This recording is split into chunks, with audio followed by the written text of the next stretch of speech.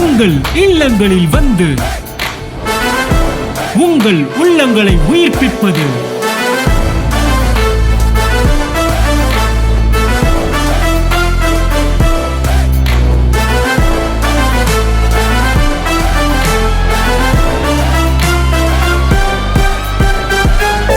உங்கள் channel DJ. ஏதாச்சும் ரீசன்ஸை கொடுத்து உங்களுக்குள்ள ஒரு அரணை ஏற்படுத்துவான். அந்த அரண் வந்துருச்சுன்னா அற்புதங்கள் உள்ளே வர முடியாது. உங்கள் வாழ்க்கையில் கூட நீங்கள் பிரச்சனைகளோடு வாழ கற்றுக்கொண்டதினால்தான் உங்கள் வாழ்க்கையில் அற்புதங்கள் நடைபெறாமல் இருக்கிறது. என்னுடைய எல்லைக்குள் பிசாசு இருக்க முடியாது.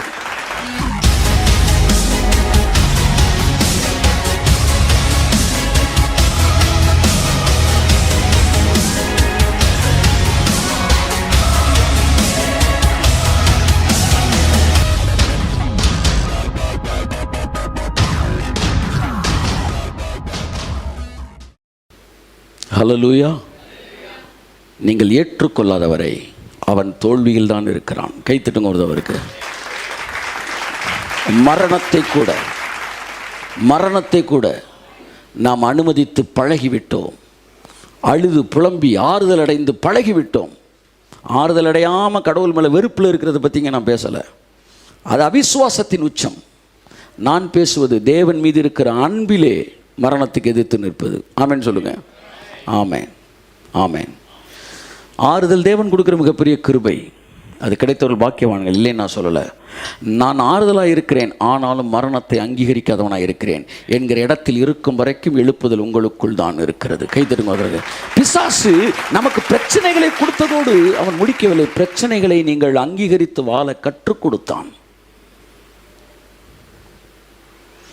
வெயில் மே மாதம் வெயிலாக தான் இருக்கும் அப்படின்னு நினச்சிங்களே, வெயிலில் தான் வாடுவீங்க. ஆமாம். ஏன் மே மாதம் குளிராக இருக்கக்கூடாது என்று என்னைக்கு நினைக்கிறியோ அன்னைக்கு தான் என் மழை பெய்யுது. போன வாரம் சனிக்கிழமை ஜெபிச்சோம், மழை பெய்யணும். மே மாதம் எங்களுக்கு தெரியாதா? மழை பெய்யணும். வி நீடு, மழை பெய்யணும். கருத்தாய் ஜெபியுங்கள். மழை வேண்டும், மழை வேண்டும், மழை வேண்டும். அதுக்கு மேலே எனக்கு ஒன்றும் தெரியாது அப்படின்னோம். சனிக்கிழமை ஜெபிச்சோம், ஞாயிற்றுக்கிழமை அடித்து ஊற்றுச்சு.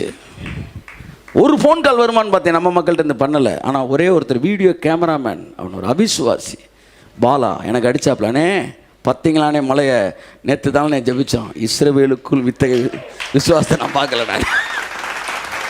நான் சொன்னேன் மழை நிற்காது, பெய்யும் பெய்யும். தைரியமாக எழுதிட்டேன் மேகசினில். ஆமாம், மே மாதம் உங்களை குளிர்விப்பதாக எழுதிட்டேன். ஊழியக்காரின் வார்த்தையை நிலைப்படுத்துகிற தேவன். ஆமென். $1 மில்லியன் ப்ரேயர். இதெல்லாம் $1 மில்லியன் ஒர்த் ப்ரேயர். நான் அந்த ப்ரேயரை பற்றி எடுக்கும்போது எடுக்க போகிறேன் உங்கள்கிட்ட. ஆமாம், 500 ஒர்த்து ப்ரேயர் இருக்குது, 5000 ஒர்த்து ப்ரேயர் இருக்குது, 5 lakhs ஒர்த்தான ப்ரேயர் இருக்குது, $1 பில்லியன் ஒர்த்தான ப்ரேயர்லாம் இருக்குது. ஆமாம், ப்ரேயரில் நம்ம கேம்பில் எடுப்போம். சில ஜபத்துக்கெல்லாம் வேல்யூ $1 பில்லியன். அந்த ஒரு ஜபம் $1 பில்லியன் $1 ட்ரில்லியன் தேசத்துக்குள்ளே கொண்டு வந்துருமா. எலியாவோட ப்ரேயர்லாம் $1 பில்லியன் ஒர்த்து. தேசமே செழிப்பாகி போச்சு. என் அன்புக்குரியவர்களே, மே மாதம் அப்படி தான் இருக்கும். ஒத்துக்கிட்டீங்களே? ஆமாம், அங்கே தான் அவனுக்கு வெற்றி ஆரம்பிச்சு. பகலிலே வெயில் ஆகிலும், இரவிலே நிலவாகிலும், பனி ஆகிலும் என்னை சேதம். Standing on your ground. கையை தட்டுங்க அவருக்கு. ஆமென். பிசாசு ஒரு எண்ணத்தை கொடுக்குறான். உங்களுக்கு புரிகிற மாதிரி சொல்கிறேன். இப்போ மே மாதம் வெயிலாக தான் இருக்கும், ஒரு எண்ணம் போனோமா. அடுத்து ஒவ்வொரு வருஷமும் மே மாதம் வெயில் அடிக்க தானே செய்யுது, ஸ்ட்ராங் ஆகுது. இந்த வருடம் சற்று வெயில் அதிகமாக இருக்கும். செய்தியில் வாசிக்கிறேன். எண்ணம், ரீசன். உங்கள் எண்ணத்துக்கு ரீசன்ஸை கொண்டு வரான். ரீசன்ஸ் வர வர வர வர என்ன ஆகுது? எண்ணங்கள் ஸ்ட்ராங் ஆகுது. ஸ்ட்ராங் ஆனவன என்ன ஆயிடுது? அரண் ஆயிடுது. தந்தி டிவி வந்து நியூஸ் 18 டிவி 50 பேர் சேர்ந்து அரண் ஆகிட்டாங்க எங்களை. ஏதாச்சும் ரீசன்ஸை கொடுத்து உங்களுக்குள்ள ஒரு அரணை ஏற்படுத்துவான். அந்த அரண் வந்துருச்சுன்னா அற்புதங்கள் உள்ளே வர முடியாது. உங்கள் வாழ்க்கையில் கூட நீங்கள் பிரச்சனைகளோடு வாழ கற்றுக்கொண்டதினால்தான் உங்கள் வாழ்க்கையில் அற்புதங்கள் நடைபெறாமல் இருக்கிறது. என்னுடைய எல்லைக்குள் பிசாசு இருக்க முடியாது. என்னுடைய எல்லைக்குள் பிசாசு பிடித்தவன் இருக்க முடியாது. கையை தட்டுனால அங்கே நில்லு, அங்கே நில்லு இயேசு நாமத்தினால், அங்கே நில்லு, அங்கே நில்லு இயேசு நாமத்தில், அங்கே நில்லு. கீழே விழுந்தவனுக்கு ஜெபிக்க போனப்ப கர்த்தர் சொன்னார், என் பாதம் கல்லில் இடறுவதில்லை என்கிற வசனத்தை நான் விசுவாசிக்கிறேன் ஆண்டவரேன்னு சொல்லி ஜெபம் பண்ணிட்டு வந்தேன். அதான் விழுந்துட்டான்ல, அது எனக்கு தெரியாது. ஆனால் வசனம் உண்மைன்னு இப்பவும் நான் நம்புகிறேன்.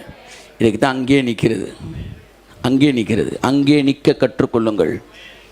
ஆமாம், ஜெபம். ஆமாம், பேஷண்ட் இழுத்துட்டு வரணும் அற்புதத்துக்கு. ஆமாம், பேஷண்ட்டு ஜெபத்தை என்ன செய்யக்கூடாது, இழுத்துட்டு போகக்கூடாது. ஜெபத்தை அப்படியே கொஞ்சம் கொஞ்சமாக இறக்கி கடைசியில் ஒப்பு கொடுக்குறோம் ஆண்டவரேன்னு வந்துடுவாங்க. என்னன்னா இவன் கன்வின்ஸ் ஆகிட்டான். இவன் கன்வின்ஸ் ஆனால ப்ரேயர் என்ன செஞ்சிருச்சு, மாறிடுச்சு.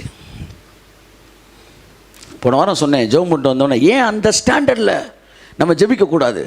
நீயா சுகம் தரப்போற? கர்த்தர் ஜிஹெச்சில் பேசு, நீயா சுகம் தரப்போற? நான் தானே சுகம் தரப்போறேன். அப்புறம் என்ன பூரண சுகத்தை சொல்ல வேண்டியதானே? நீ உன் கையிலேருந்து கொடுக்குற மாதிரி எதுக்காக யோசிக்கிற? எதற்காக யோசிக்கிற? ஏன் கன்வின்ஸ் ஆகிற? நீ 100% பேசு, ஆப்ரேஷன் இல்லாததை பேசு. போன புதன்கிழமை பேசுகிறோம் இதே பைபிள் ஸ்டடியில். கர்த்தர் அங்கே சொன்னான்னு சொன்னேன். சரி, கர்த்தர் சொன்னான்னு சொல்லிட்டேன்னு சொன்னேன். இந்த வாரம் போனேன், அந்த ஆள் அங்கே இல்லை. நீங்க உங்க ஸ்டாண்டர்ட்ல பேசுங்க, காட் ஸ்டாண்டர்ட்ல பேசுங்க. இறங்காதீங்க, கன்வின்ஸ் ஆகாதீங்க. தேவன் சொன்னதை சொல்லிக்கொண்டே இருங்கள்.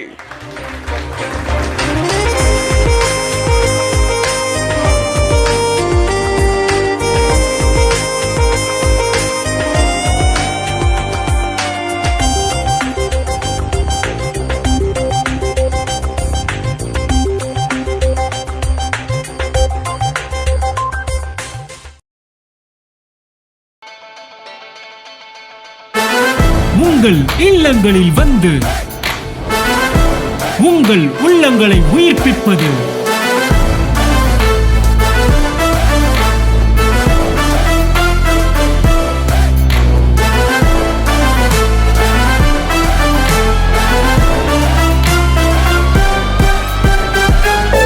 உங்கள் சேனல் டிஜே.